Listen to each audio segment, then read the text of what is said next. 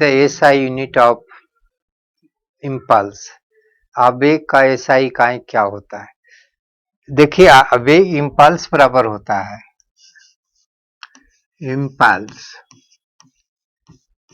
बराबर होता है फोर्स इनटू टाइम। अब फोर्स का इकाई हो गया न्यूटन, टाइम का सेकेंड, तो फोर्स इम्पल्स का इकाई होगा न्यूटन सेकेंड। रेडियन किसका है? एंगल का इकाई है, एंगल का। ये लाइट इंटेंसिटी का, और कूलम जो है चार्ज का है, चार्ज का इकाई है।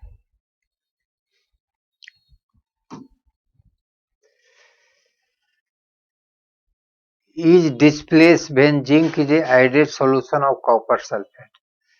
जब कॉपर सल्फेट के सॉल्यूशन में जिंक को डालिएगा तो कॉपर डिस्प्लेस हो जाएगा। कैसे? कॉपर सल्फेट होता है, कॉपर सल्फेट। इसको सॉल्यूशन बनाइएगा, सॉल्यूशन जब बनाइएगा कॉपर का, कॉपर सल्फेट का, तो इसमें कॉपर आयन हो जाएगा plus sulphate ion, sulphate ion. इसमें अगर हम जिंक डालेंगे, प्लस जिंक करेंगे, तो कॉपर बाहर हो जाएगा, मतलब कॉपर सल्फेट, कॉपर आयन है प्लस सल्फेट आयन है।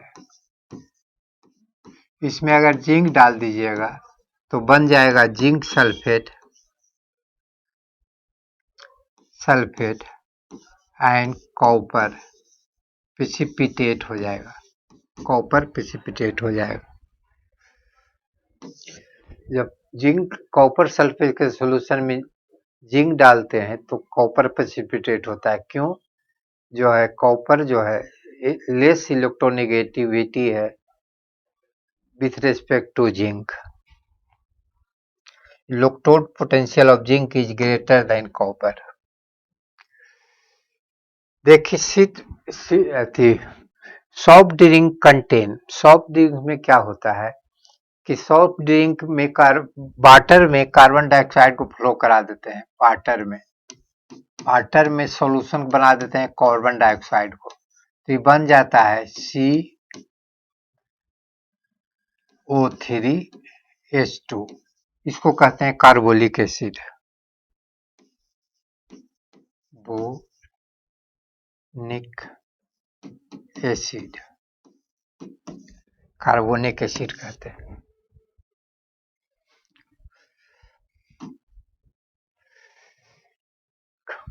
The property of attracting the electron by the halogen atom in molecules is called electronegativity. The property electronegativity is a property of the atom which attract the bond pair of electrons. जो bond pair electron को खींचता है उसको property को electronegativity कहते हैं।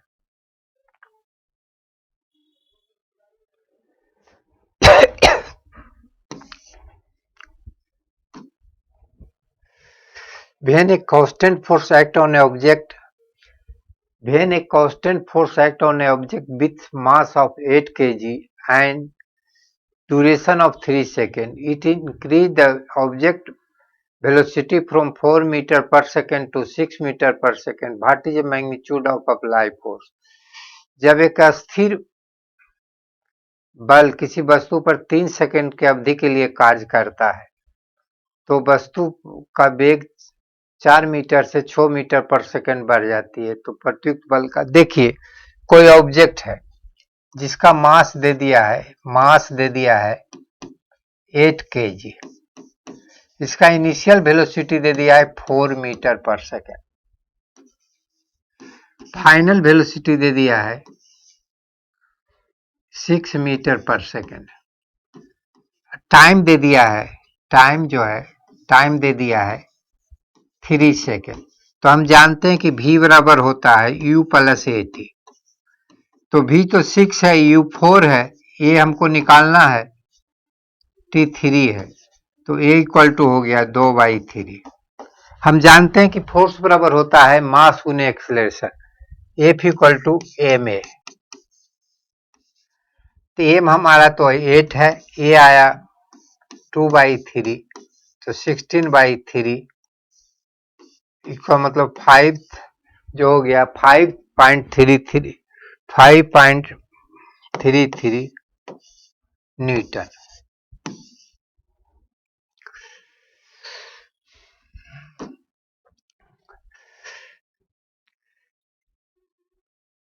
The gas के उपयोग एक प्रदीप्त गैस के रूप में किया जाता है। एसिटिलीन यूज एज ए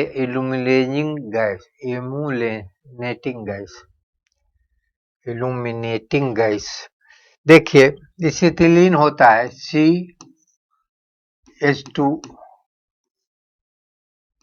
इसमें जब ऑक्सीजन से रिएक्टर करता है तो बनाता है CO2 प्लस वाटर और देता है लाइट, हीट देता है, लाइट एंड हीट। तो इस acetylene use as a illuminating gas.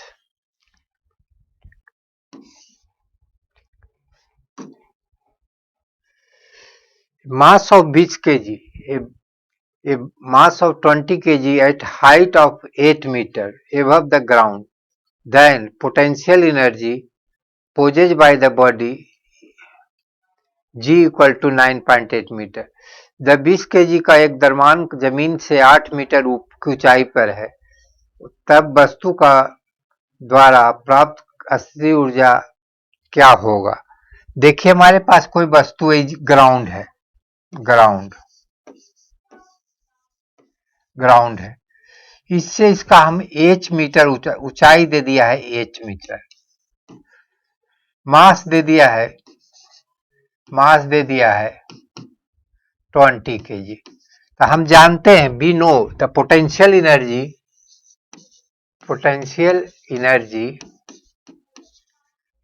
Equal to mgh। M दे दिया है 20, g 9.8, h दे दिया है 8 metre,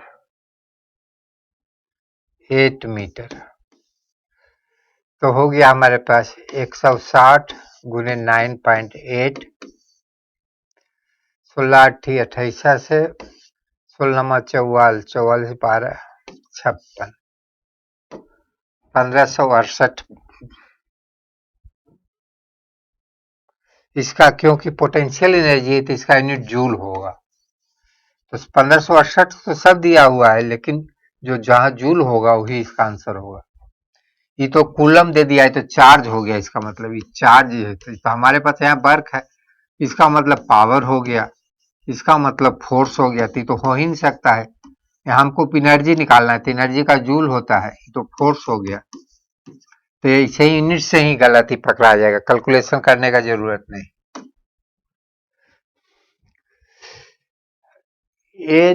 An object is 10 kg moving with a speed of 2 meter per second. The kinetic energy of object, हम जानते हैं कि काइनेटिक एनर्जी इक्वल टू होता है, kinetic energy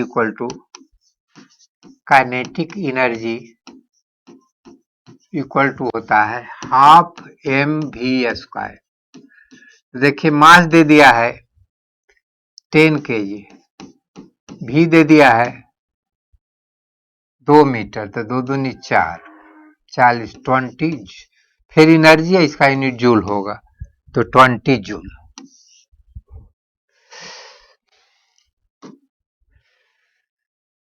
A object having the capacity to doing work possess energy।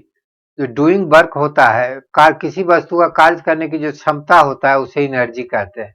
A object having capacity to doing work is possess energy. Inertia तो कहते हैं मास को, पोजेज मास होता है, फोर्स तो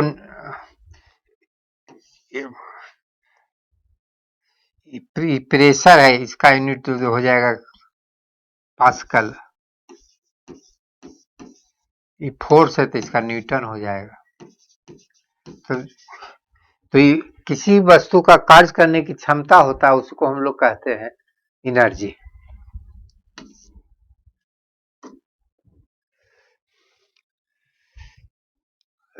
helps the eye to adjust the focal length of lens, इसको हम कहते हैं सिल्वरी मसल्स। यहाँ बॉडी लिखा हुआ है, सिल्वरी मसल्स कहते हैं। आंख के लेंस को फोकस की लंबाई को समायोजित करने की मदद कौन करता है? Silvery muscles.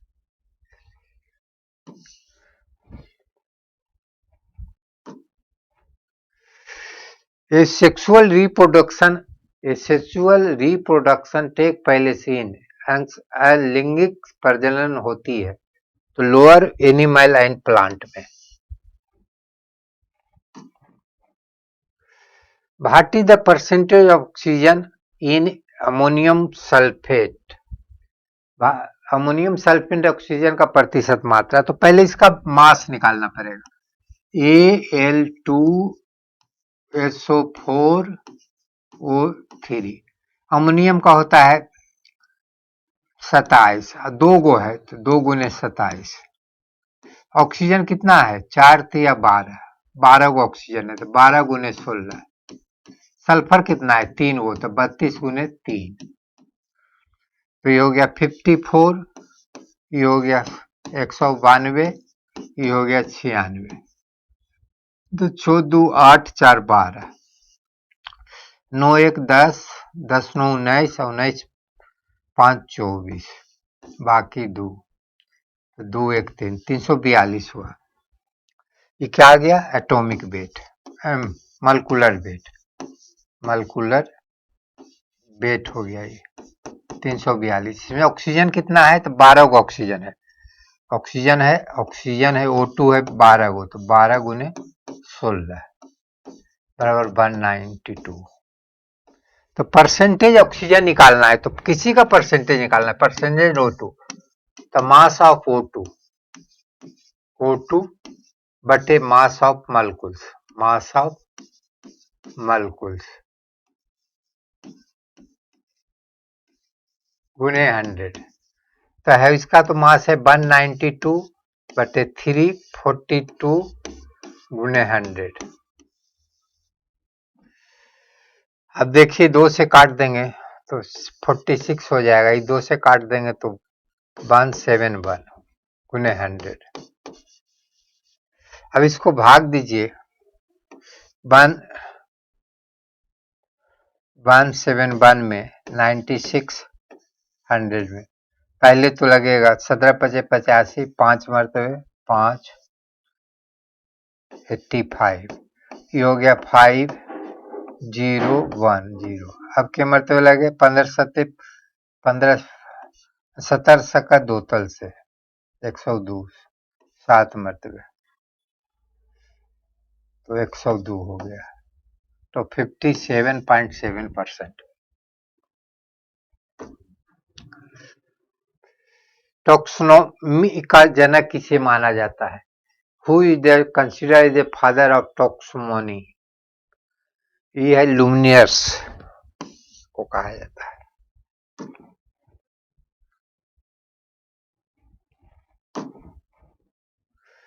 पार्टिजम हीलियम देखिए होता है, दूसरा एलिमेंट है हीलियम, इसका 2 ऊपर 4, इसका एटॉमिक नंबर हो गया, एटॉमिक नंबर नीचे लिखा हुआ एटॉमिक नंबर होता है, इसको जेड से लिखते हैं, जेड बराबर 2। मास नंबर हो गया, मास नंबर 4 हो गया। Number of electron, number of neutron 2 हो गया। नंबर ऑफ प्रोटॉन, प्रोटॉन बीच में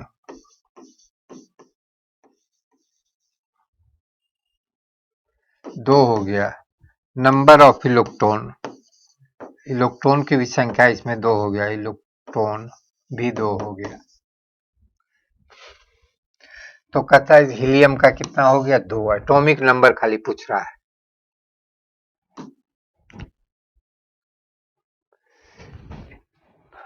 ये 1 किलोवाट इक्वल टू, अब देखिए किलोवाट है, 1 किलो वाट आवर है। किलो का मतलब होता है 1000, वाट और आवर का मतलब होता है 3600 सेकेंड। तो हो गया 3.6 का power 6 watt second. Watt second को क्या कहते हैं? जूल। 10 to power 6 joule.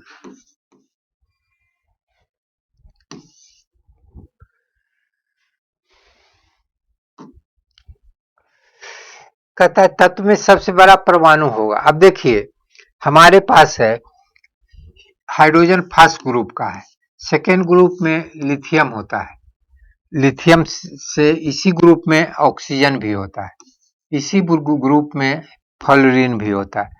तो नीचे से ही बढ़ता है, इसका मतलब हाइड्रोजन से इसका बड़ा होगा और इधर घटता है, डिक्रीज करता है, डिक्रीज करता है।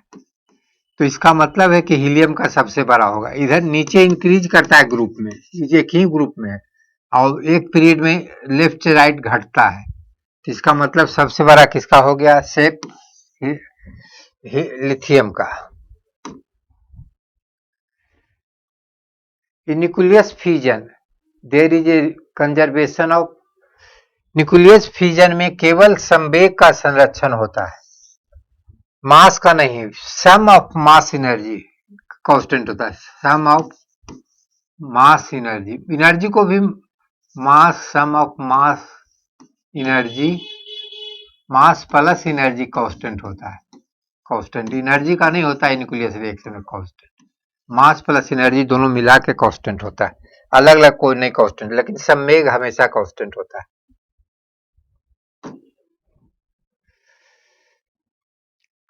देखिए कहता है कि पृथ्वी के सतह पर हम भूमध्य रेखा से नॉर्थ पोल की ओर जाते हैं तो जी का मान क्या होगा? तो देखिए ये अर्थ है, इसको इक्वेटर कहते हैं, विषुवत रेखा इक्वेटर। इधर इसको पोल कहते हैं, पोल। इसको अगर कोई एंगल पॉइंट पी पर रहती है, एंगल को कहते हैं, एंगल थीटा को कहते हैं, थीटा को कहते हैं angle of latitude, angle of latitude. तो एंगल ऑफ लैटिट्यूड कहते हैं थीटा को। तो जी डैश बराबर होता है g minus omega square r cos theta. तब पोल पर जाएंगे तो इसका वैल्यू घटते जाएगा। तो इक्वेटर पर जो होगा जी डैश, इक्वेटर पर जो हो जाएगा, तो इक्वेटर पर जीरो एंगल होता है तो ओमेगा स्क्वायर माइनस आर। पोल पर हो जाएगा 90 डिग्री, तो खाली जी हो जाएगा। इसका मतलब जब हम इक्वेटर से पोल पर जाएंगे तो जी का मान बढ़ेगा।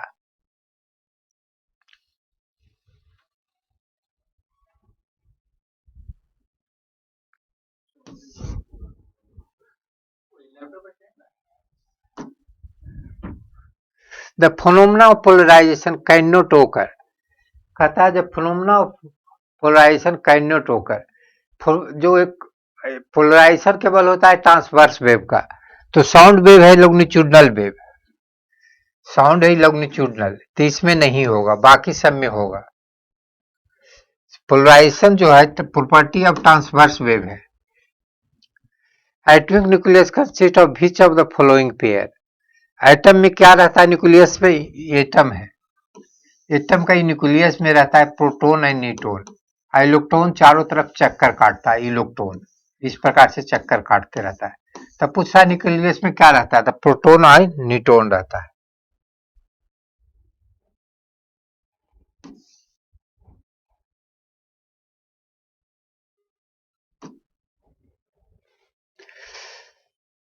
कास्टिक पोटास, इसका पूरा नाम होता है पोटासियम हाइड्रोक्साइड। कास्टिक पोटास का पूरा नाम होता है पोटासियम हाइड्रोक्साइड। तो देखिए पोटासियम हाइड्रोक्साइड ही है।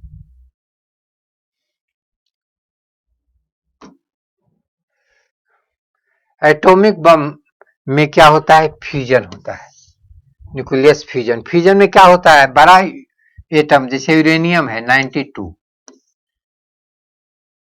और 235, बड़ा एटम टूट के, जैसे 92 है 235 है, ब्रेक कर जाता है क्रिप्टन में, बेरियम, ये सब में टूट जाता है और न्यूट्रॉन देता है, एनर्जी देता है।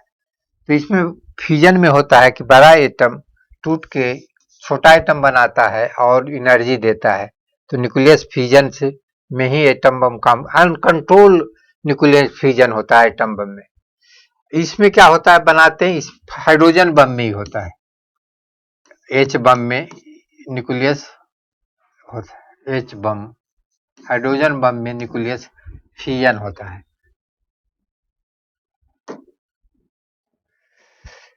भाई द मेटल कंडक्ट, मेटल क्यों कंडक्ट करता है? क्योंकि उसके पास फ्री इलेक्ट्रॉन होता है। फ्री इलेक्ट्रॉन किसको कहते हैं? वैलेंस इलेक्ट्रॉन को। जो मेटल में वैलेंस इलेक्ट्रॉन होता है वह जो free to inside the metal, inside metal घूमते रहता है, तो जिसके कारण इलेक्ट्रिक कंडक्ट कर देता है।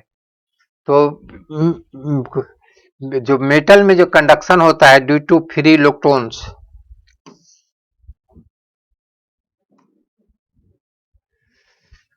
Adding which substance give blue colour of glass. Glass में कोबाल्ट को ऑक्साइड को, क्योंकि कोबाल्ट ऑक्साइड का कलर ही ब्लू होता है। By fertilizer converts nitrogen, nitrogen को अमोनिया में बदल देता है।